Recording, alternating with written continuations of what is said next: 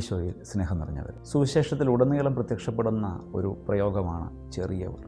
ആംഗലേയ ഭാഷയിൽ നാം അതിനെ ദ വൾണറബിൾ മൈനർ എന്നാണ് വിളിക്കുന്നത്. ആർക്കും എളുപ്പത്തിൽ തെറ്റിദ്ധരിപ്പിക്കാവുന്ന, വഴിതെറ്റിക്കാവുന്ന പാവങ്ങൾ.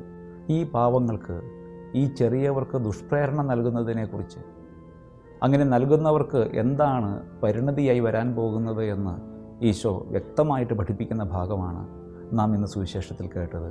മത്തായിയുടെ സുവിശേഷം 18-ാം അധ്യായത്തിൽ നിന്ന്. അവിടെ ഈശോ പറയുകയാണ്, ഈ ചെറിയവരാരും നിസ്സാരരല്ല. അവർ സ്വർഗത്തിൽ സ്വന്തമായി ദൂതന്മാരുള്ളവരാണ്.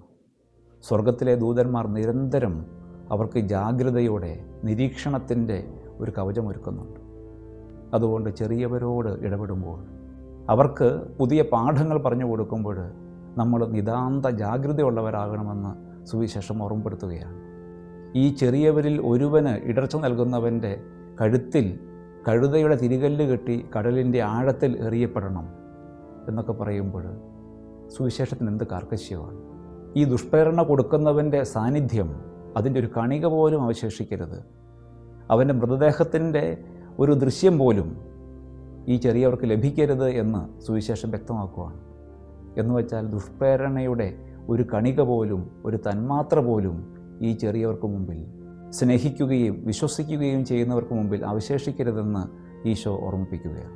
തുടർന്ന് ഈശോ ഓർമ്മിപ്പിക്കുന്നത് മറ്റുള്ളവർക്ക് ദുഷ്പ്രേരണ കൊടുക്കാതിരിക്കുക എന്നത് കൂടാതെ സ്വയം ദുഷ്പ്രേരണകളിൽ വീഴാതെ സൂക്ഷിക്കാനുള്ള നമ്മുടെ കടമയെക്കുറിച്ചാണ്.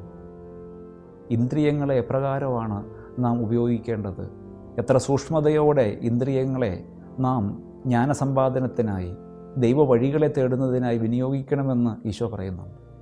നിൻ്റെ കയ്യോ കാലോ നിനക്ക് പാപകാരണമാകുന്നെങ്കിൽ അത് വെട്ടിയെറിഞ്ഞു കളയുക. നിൻ്റെ കണ്ണ് നിനക്ക് പാപകാരണമാകുന്നെങ്കിൽ അത് ചൂഴ്ന്നെടുത്ത് എറിഞ്ഞു കളയുക. തെറ്റായ കാഴ്ചകളിലേക്ക് നയിക്കുന്ന കണ്ണുകളും, ദൈവം ആഗ്രഹിക്കാത്ത അരുതാത്ത പ്രവൃത്തികളിലേക്ക് നീങ്ങുന്ന കൈകളും കാലുകളും നമുക്ക് ആവശ്യമില്ല എന്ന് സുവിശേഷം ഓർമ്മപ്പെടുത്തുമ്പോൾ, വെറും അംഗങ്ങളുടെ, അവയവങ്ങളുടെ വിച്ഛേദനത്തെക്കാൾ ഉപരി ഇന്ദ്രിയങ്ങളോട് നാം പുലർത്തേണ്ട അച്ചടക്കത്തെക്കുറിച്ചാണ് സുവിശേഷം നമ്മളോട് പറയുന്നത്. പ്രിയമുള്ളവരെ, ദൈവം നൽകുന്ന പ്രേരണകളെ അവഗണിച്ച് ദുഷ്പ്രേരണകൾക്ക് പിന്നാലെ പോയ ഒരു കുടുംബത്തെ നാം ഇന്ന് 1-ാമത്തെ വായനയിൽ പരിചയപ്പെട്ടു. അപ്പസ്തോല പ്രവർത്തനം 5-ാം അധ്യായത്തിൽ അനനിയാസിനെയും സഫീറായെയും. കൂട്ടായ്മയുടെ അതിവിശുദ്ധമായ കൂടാരത്തിൽ സ്വാർത്ഥതയുടെ ഭവനമൊരുക്കാൻ ശ്രമിച്ച ദമ്പതികളാണവർ. എത്ര മനോഹരമായിട്ടാണ് നടപടി പുസ്തകം ആദിമസഭയെ പരിചയപ്പെടുത്തുന്നത്. വിശ്വസിച്ചവർക്ക് ഒരു ഹൃദയവും ഒരാത്മാവുമായിരുന്നു. അവർ തങ്ങൾക്കുള്ളതെല്ലാം പൊതുവായി കരുതിയിരുന്നു. അവർ തങ്ങളുടെ സ്വന്തമായതെല്ലാം വിറ്റ് അപ്പസ്തോലന്മാരുടെ കാൽക്കൽ കാഴ്ചവെച്ചിരുന്നു. അവർക്കിടയിൽ ദരിദ്രരുണ്ടായിരുന്നില്ല. എന്നുവെച്ചാൽ ആവശ്യമുള്ളവർ ആരുമില്ലായിരുന്നു. പരസ്പരം പരിഗണിക്കാൻ, പങ്കുവയ്ക്കാൻ അവർ മത്സരിക്കുകയായിരുന്നു, വെമ്പൽ കൊള്ളുകയായിരുന്നു. ഇപ്രകാരം ഒരു ഹൃദയവും ഒരാത്മാവും സ്വന്തമാക്കിയ ഒരു സമൂഹത്തിലേക്ക് സ്വാർത്ഥതയോടെ 2 പേര് കടന്നു വരികയാണ്. നിങ്ങൾ എന്തിനാണ് പരിശുദ്ധാത്മാവിനെതിരായി, ദൈവത്തിനെതിരായി ഈ കള്ളം പ്രവർത്തിക്കുന്നത്? അപ്പോൾ തന്നെ അനനിയാസ് വീട് മരിച്ചു എന്ന് പറയുമ്പോൾ കേവലം ശാരീരികമായ ഒരു മരണത്തേക്കാൾ ഉപരി, ഈ ലോകത്തിൽ നിന്നുള്ള ഒരു താൽക്കാലിക വേർപാടെന്നതിനേക്കാൾ ഉപരി അത് സൂചിപ്പിക്കുന്നത് ആത്മീയമായ മരണത്തെക്കുറിച്ചാണ്. കൂട്ടായ്മയുടെ അവിശുദ്ധ കൂടാരത്തിൽ സ്വാർത്ഥതയുള്ള, കളങ്കം ആവോളം വാരിപ്പുതച്ച ഒരാൾക്ക് ഇനി തുടരാനാവില്ല. അവൻ ബഹിഷ്കൃതനാണ്.